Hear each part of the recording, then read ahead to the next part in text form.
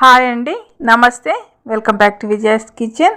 మనము కిచెన్లో చేసే పనుల్లో ఒక్కొక్కసారి కొన్ని పనులు చాలా ఇబ్బంది పెడుతుంటాయి కదండి. వాటికి చాలా చక్కటి టిప్స్ను పాటిస్తే చాలా సులువుగా పనులు జరిగిపోతాయండి. 100% రిజల్ట్స్ అనేది ఉంటాయండి.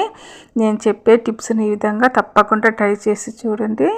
100% రిజల్ట్స్ ఉంటాయి. ఇప్పుడు ఆ టిప్స్ ఏంటి, ఎలా పాటించాలో ముందు వీడియోలోకి వెళ్ళి చూద్దామండి. ముందుగా నిమ్మకాయలు కొన్ని రోజులు ఫ్రిడ్జ్లో ఎక్కువ రోజులు పెట్టామంటే పాడవుతుంటాయి కదా. అలా పాడవకుండా మళ్ళీ ఫ్రెష్గా కలర్ మారకుండా ఉండాలంటే ఈ విధంగా ఒక బాక్స్లో వేసి సరిపడినన్ని వాటర్ పోసుకోవాలండి. అందులోకి నిమ్మకాయలు మునిగేంత వరకు వాటర్ పోసుకోవాలి.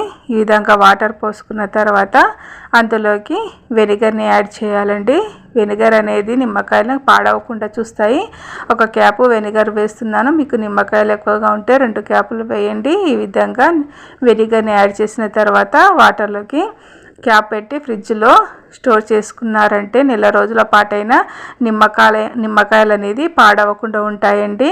ఫ్రెష్గా అప్పుడే తెచ్చిన నిమ్మకాయల రంగు కూడా కలర్ మారకుండా చాలా బాగుంటాయండి. మీకు కూడా ఈ టిప్పు నచ్చితే తప్పకుండా ట్రై చేయండి. అలాగే నిమ్మకాయలు పాడవకుండా ఉండడానికి రెండో టిప్ అండి. ఈ విధంగా ఒక టిష్యూ కానీ నార్మల్ పేపర్లో కానీ ఈ విధంగా నిమ్మకాయలకు ఆయిల్ అప్లై చేసి ఈ విధంగా పేపర్ని ఈ విధంగా కవర్ చేసి ఈ విధంగా ఒక ఎయిర్ టైట్ బాక్స్లో పెట్టి ఫ్రిడ్జ్లో పెట్టారంటే ఈ నెల రోజులైనా ఈ విధంగా అయినా కూడా నిమ్మకాయలు ఫ్రెష్గా ఉంటాయండి.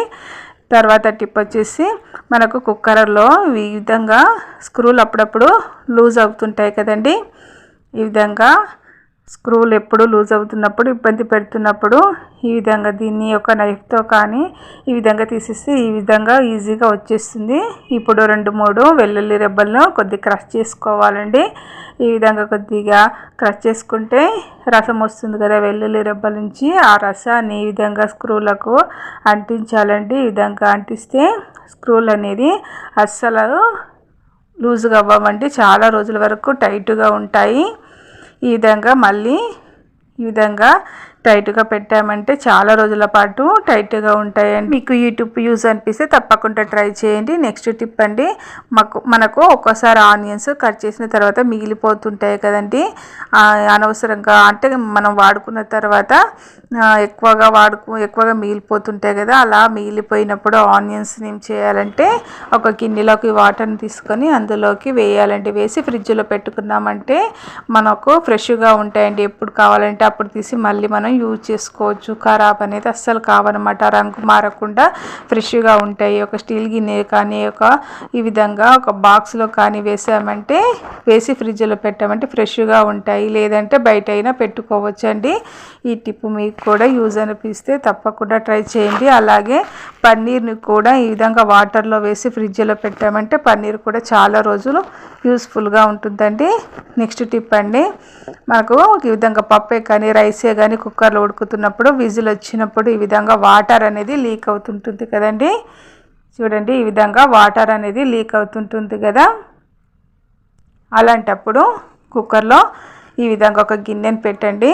మీరు స్టార్టింగ్ పప్పు ఉడికించేటప్పుడైనా గిన్నెని పెట్టి ఈ విధంగా మూత పెట్టండి. అస్సలు వాటర్ అనేది లీకే కావండి. ఒక డ్రాప్ కూడా వాటర్ అనేది అసలు లీక్ కాకుండా ఉంటుందండి.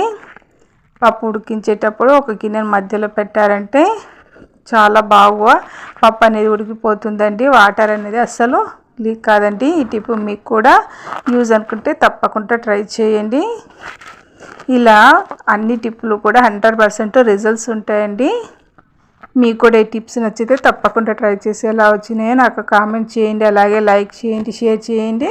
మరిన్ని మంచి వీడియోస్ కోసం నా ఛానల్ని సబ్స్క్రైబ్ చేయండి. Thank you for watching.